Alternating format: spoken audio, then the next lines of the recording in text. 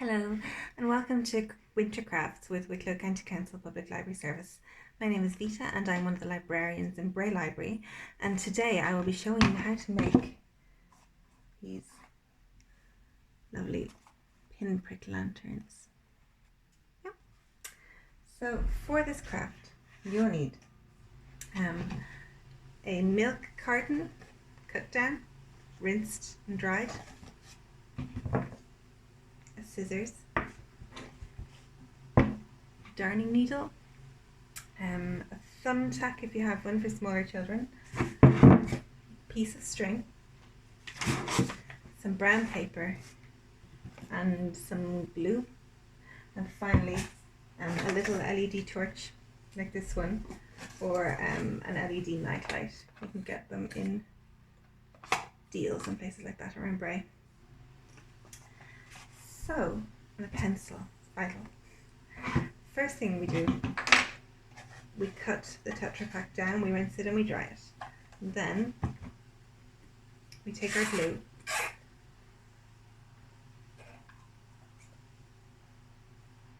and we lightly, not too heavily, paint each side of the Tetra Pak.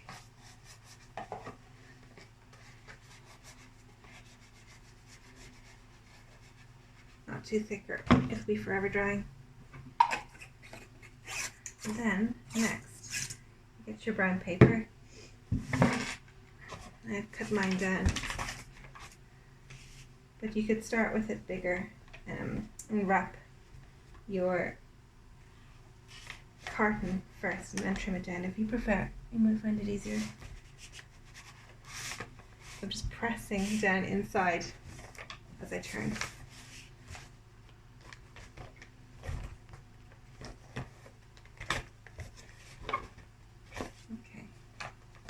And while that dries,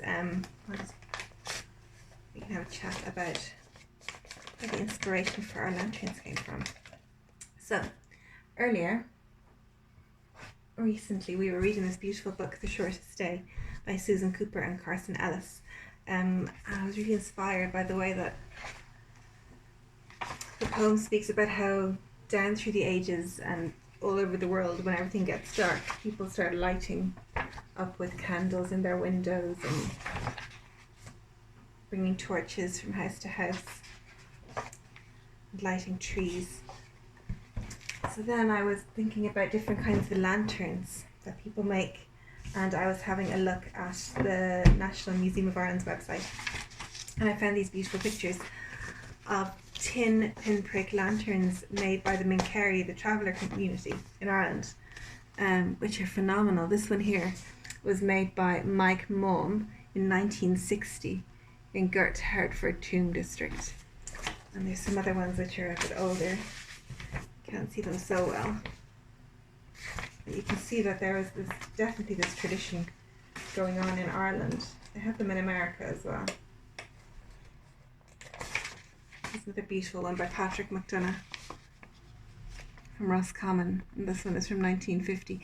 And you can imagine what it would look like, how beautiful it would be to have a candle inside and for it to be coming out all these really delicately patterned holes. Yeah, so where are we?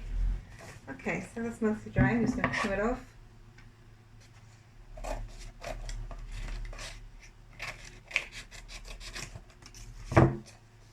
Yeah.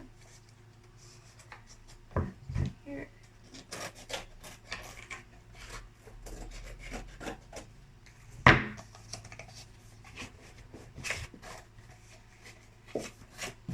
Okay, so next we have to decide what pattern we're going to do. For that we will need our pencil, and picture books are great for that sort of thing.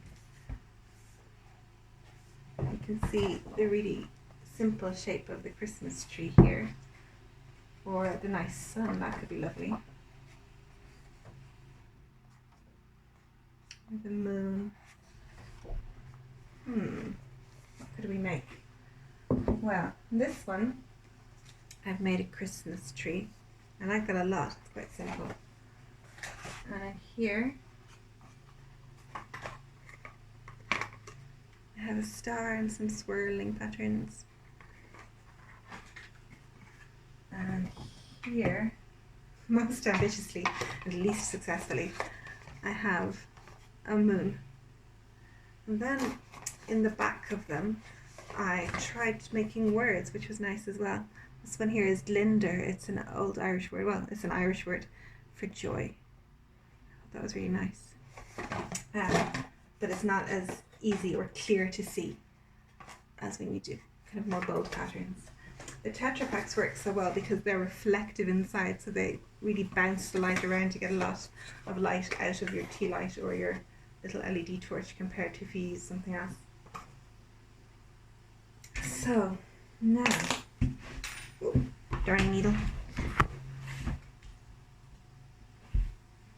I think I'm gonna make another Christmas tree. Oh no, I'll make a spiral. I like the spiral. Okay, I'll make it here. So, if you're making a Christmas tree, you could use a ruler if you liked to get really straight lines, but I kind of like doing it by hand. There you go. Okay. So a darning needle or a thumbtack will give you really nice kind of slim holes and will be easy enough to do. You could also use an awl, which will give you larger pinpricks. For this one, for the first Christmas tree, I used an awl, and for this one, I couldn't. I needed to use a darning needle because it was more delicate. So you just holding the top so that you don't crease the Tetra Pak lantern. You see, I have my fingers inside here holding it. You just start making a sort of join the dots with pinprick holes along your pattern. Not too far apart so that you can definitely see the shape of what you're making. It would be a good idea to have an adult nearby when you're doing this.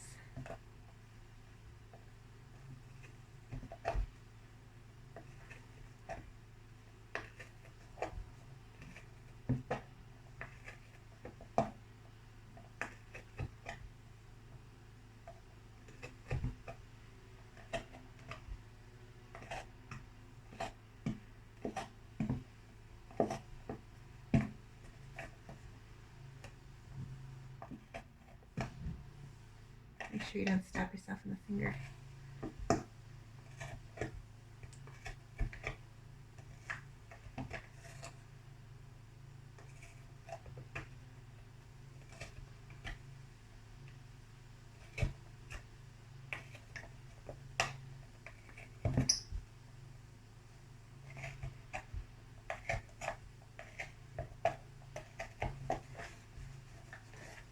Okay, so you can kind of see, can you? A little bit. Let me put this in.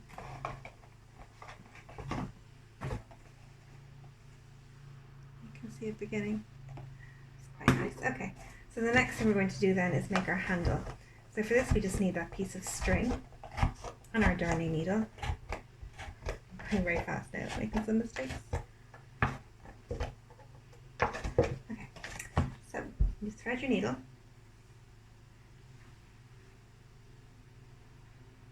Any old kind of string will do. Now, so going from the outside in. Now it'll be a little bit hard to pull through because the string is thicker than the needle, or the string on the needle is thicker than the needle, so I do like to give it a hand with an awl. You could just use another needle if you wanted. There we go. Pull it through. Tie a knot for your tail.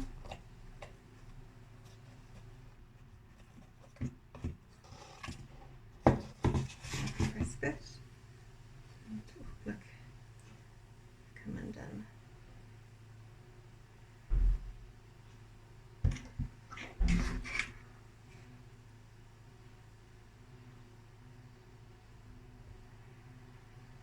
Yeah, perfect.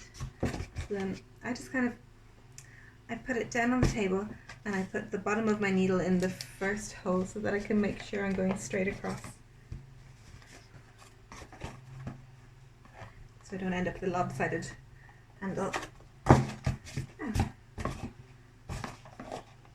Then you can just measure how long you'd like it to be and snip.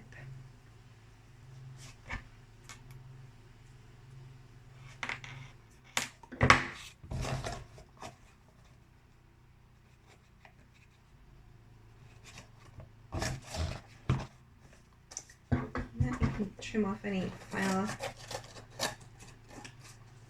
bits you didn't get before and neaten it up.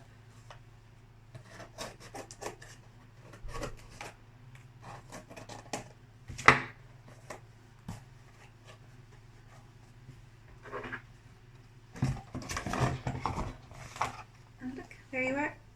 Very own pinprick lantern for Christmas and winter.